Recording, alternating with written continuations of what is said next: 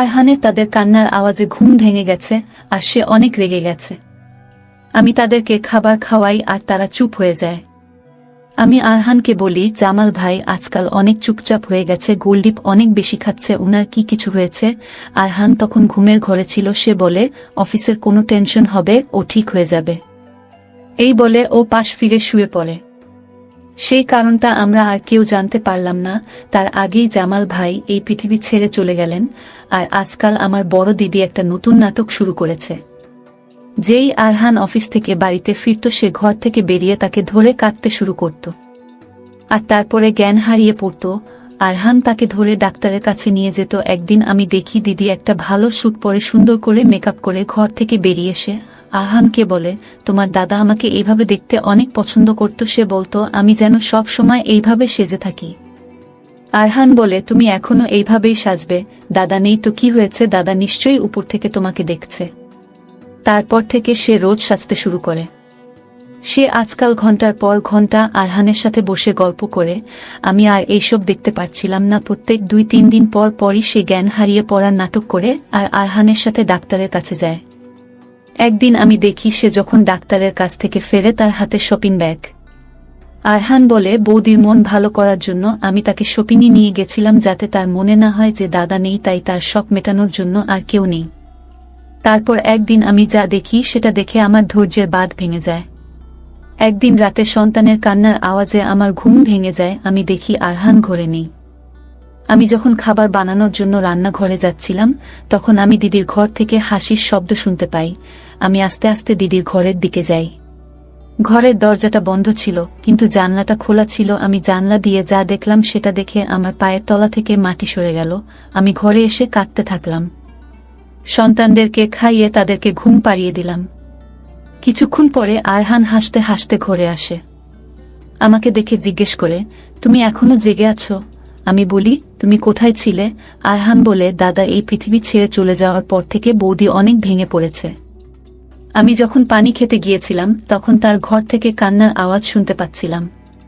আমি তার ঘরে তাকে সান্ত্বনা দিতে গিয়েছিলাম। আমি তার দিকে তাকিয়ে বলি, তোমাদের এখানে বৌদিদের কি ধরে সান্ত্বনা দিতে হয়? আরহান আমার দিকে রেগে তাকায় আর বলে, তুমি আমাদের লুকিয়ে লুকিয়ে দেখছিলে? সে আমার বৌদি হয়, আমার দাদার স্ত্রী, আমি তার ছোট ভাইয়ের মতো। আমি তাকে ছোট ভাই হিসেবে সান্ত্বনা দিচ্ছিলাম। তবে তুমি যদি আমাকে এইভাবে সন্দেহ করো, তাহলে একদিন আমি তাকে বিয়ে করে নেব। এটা শুনে তো আমার মাথায় আকাশ ভেঙে পড়ে। আমার বাবার বাড়ি অনেক পয়সাওয়ালা বাড়ি নয়, আর আমার আরও ছোট বোনেরা আছে যাদের বিয়ের বয়স হয়ে গেছে, তারা ভালো সম্বন্ধ আসার অপেক্ষায় আছে। আমি 2টা সন্তান নিয়ে আমার বাবার বাড়িতে গিয়ে উঠতে পারবো না। আমি চুপ করে যাই। আমার বড় দিদি দিনকে দিন আরো খারাপ হয়ে উঠছে। আজকাল তো আরহানের সাথে বাইরে খেতেও চলে যায়। সে আমার ওপরে হুকুমও করে। একদিন আমি আর ধৈর্য রাখতে পারি না। আমি দিদির উপরে আওয়াজ করতে শুরু করি আর বলি, আপনার মধ্যে কি কোনো শিক্ষা নেই? সব সময় আরহানের সাথে মিশে থাকেন। আরহান আমার স্বামী, কিন্তু আপনি তাকে রাতে কান্নাকাটি করার নাটক করে ঘরে ডেকে নেন। সেই দিনও আমি দিদির ঘরের জানালা দিয়ে দেখি দিদি আরহানকে ধরে হাসছে আর বলছে, তোমাকে আমার ঠিক জামালের মতন মনে হয়। তোমাকে ধরলে মনে হয় আমি জামালকে ধরেছি। প্লিজ আরহান, তুমি আমাকে ছেড়ে যেও না। আরহান বলে, বৌদি তুমি সবসময় দাদার কথা ভাবো? এইভাবে তো তুমি অসুস্থ হয়ে পড়বে। আমি একজন মেয়ে হয়ে কি করে এইসব সহ্য করব? যে ভালোবাসার প্রতি আমার অধিকার, সেটা দিদি কান্নাকাটি করে আদায় করে নিচ্ছে। আমার কথা শুনেই দিদি হাসতে শুরু করে আর বলে, তুই যা গিয়ে নিজের চেহারাটা একবার আয়নায় দেখ, তোকে কি আরহানের পাশে মানায়? তোকে ওর পাশে ওর কাজের মেয়ে মনে হয়। আমি বলি, তাহলে আপনি কেন আমাকে নিজের স্বামীর ভাইয়ের বউ হিসেবে পছন্দ করে এনেছেন? তার জন্য কোনো সুন্দরী মেয়ে আনতে পারতেন। মানুষ দেখতে যেমনই হোক না কেন, সে কখনো অন্যায় সহ্য করতে পারে না। আমিও পারছিলাম না। আমার এই কথা শুনেও দিদি হাসতে থাকে আর বলে, আমি ইচ্ছা করে তোর মতন সাধারণ মেয়েকে আরহানের বউ করে এনেছি, কারণ আমি জানতাম যে আরহানের তোর মতন মেয়ে পছন্দ নয়, তাই আমি তোকে আরহানের বউ করে এনেছি। আমার আরহানের জন্য তোর মতনই একটা সাধারণ দেখতে মেয়ের দরকার ছিল, যাতে সে তোর পরিবর্তে আমাকে বেশি দেখে আর আমার বেশি প্রশংসা করে। কারণ আমার সাথে এমনটাই হয়েছিল। আমি অনেক সুন্দরী ছিলাম, কিন্তু আমার বাবা জামালের মতন একজন সাধারণ দেখতে ছেলেকে আমার জন্য পছন্দ করেছিল শুধু তার ভালো ব্যবহার দেখে। যখন আমি বিয়ে করে এই বাড়িতে আসি তখন আমি আরহানকে প্রথমবার দেখি আর ওকে দেখেই আমি ওর ভালোবাসায় পড়ে যাই। আমি জামালের সাথে বিয়ের রাত পার করি, কিন্তু আমার মনে শুধুই আরহান ছিল। জামাল আমার অনেক প্রশংসা করত, কিন্তু তার মুখ থেকে প্রশংসা শুনতে আমার ভালো মনে হতো না। আমি শুধু আরহানের জন্য সাজতাম। সমস্যা এটাই ছিল যে আরহান সব সময় আমার থেকে দূরে দূরে থাকতো। হয়তো আমি ওর দাদার বউ হই, তাই সে আমার থেকে দূরত্ব বজায় রাখত, কিন্তু সেটা আমার ভালো মনে হতো না। আমি মনে মনে আরহানকে চাইতাম। তখন আমার শাশুড়ি মা অনেক অসুস্থ ছিলেন, ওনার আমার সেবা যত্নের প্রয়োজন ছিল, কিন্তু আমার স্বামী বা শাশুড়ি কারোর প্রতি কোনো টান ছিল না। আমি শুধু একজন সুন্দর ছেলে খুঁজছিলাম, আর আরহান আমার মতে অনেক সুন্দর ছিল। জামাল সন্তানদের চেয়েছিল, কিন্তু আমার কাছে আমার শরীরটা বেশি দামি। আমি আমার শরীর এটা নষ্ট করতে চাইনি। এমনটা নয় যে আমি খারাপ বা জামালের মধ্যে কোনো সমস্যা ছিল। আমি ইচ্ছে করেই সন্তানের সমস্যা রাখিনি।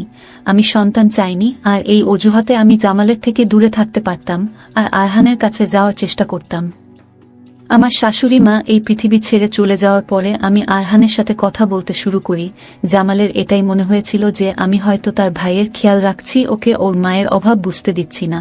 আরহান যখন অফিস থেকে ফিরত তখন আমি সেজে ওর সামনে গিয়ে দাঁড়াতাম আর তাকে জিজ্ঞেস করতাম যে আমাকে কেমন মনে হচ্ছে, কারণ আমি চাইতাম যে ও আমার দিকে তাকাক আর আমার প্রশংসা করুক।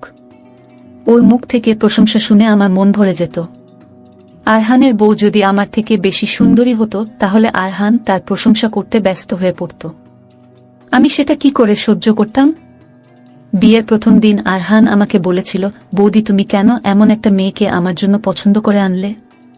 তুমি তোমার মতন কাউকে আমার জন্য আনতে পারতে। এটা শুনে আমার মন আনন্দে ভরে উঠেছিল। আমি ইচ্ছা করে তোকে সারাদিন রান্নাঘরে ব্যস্ত রাখতাম যাতে তুই কোনো মতেই আরহানের মন জয় করতে না পারিস। এইভাবে ভালোই দিন পার হচ্ছিল, কিন্তু একদিন জামালের আমার উপরে সন্দেহ হয়। সে বুঝতে পারে যে আমি আরহানকে ভালোবাসি। সে আমাকে সেটা জিজ্ঞেস করতে আমি নিজের মুখে সেটা স্বীকারও করে ফেলি। আমি জামালকে এটাও বলে ফেলি যে আমি তাকে ভালোবাসি না, আমি তার সাথে বাধ্য হয়ে সংসার করছি। এটা শোনার পর থেকে জামাল আর আমার সাথে এক ঘরে ঘুমাতো না। সে সারা রাত বাহিরে বসে থাকত। এই কথাটা হয়তো সে সহ্য করতে পারেনি, তাই সে তাড়াতাড়ি এই পৃথিবী ছেড়ে চলে গেছে। এখন আমার মন প্রাণ শুধুই আরহান। ওই দিনটা খুব তাড়াতাড়ি আসতে চলেছে, যেই দিন আরহান তোকে বাড়ি থেকে বের করে দেবে আর আমাকে বিয়ে করবে। আমি অবাক হয়ে আমার বড় দিদির খারাপ কথাগুলো শুনছিলাম। তখনই আমার চোখ পড়ে যে বাইরের দরজাটা খোলা। সেটা দিয়ে আরহান বাড়িতে ঢোকে আর এসে তার বৌদির শরীরে একটা মারে আর বলে, আমি তোমাকে আমার বড় দিদির মতন দেখতাম আর তুমি আমাকে এইভাবে ঠকালে। আমি যদি তোমার এই খারাপ মানসিকতার কথা আগে জানতাম তাহলে কোনোদিন তোমার সাথে কথা বলতাম না। তুমি আমার দাদাকে মৃত্যুর মুখে পৌঁছে দিয়েছ। তুমি এক্ষুনি এই বাড়ি থেকে বেরিয়ে যাও, না হলে আমি তোমাকে প্রাণে শেষ করে দিব। আরহানের রাগ দেখে মনে হচ্ছিল যে সে তার বৌদির সব কথা শুনে ফেলেছে। আমি সৃষ্টিকর্তাকে ধন্যবাদ জানালাম যে আরহান সবটা জেনে গেছে। আমার কথা তো সে কখনোই বিশ্বাস করত না। ভালো হয়েছে ও নিজের কানেই সবটা শুনেছে। দিদি বাড়ি থেকে বেরিয়ে যায়। আরহান আমার সামনে মাথা নিচু করে বলে, আমাকে তুমি ক্ষমা করে দাও, আমি তোমার সাথে অন্যায় করেছি। নিজের সৌন্দর্যের উপর গর্ব করা ভালো, কিন্তু জীবনে অনেক কিছু পছন্দ না হলেও সেটাকে মেনে নিতে হয়। সৃষ্টিকর্তা আমাদের জন্য যাকে বেঁচেছে তাকে আমাদের গ্রহণ করা উচিত। বন্ধুরা, আজকের ভিডিওটা এখানেই শেষ করলাম।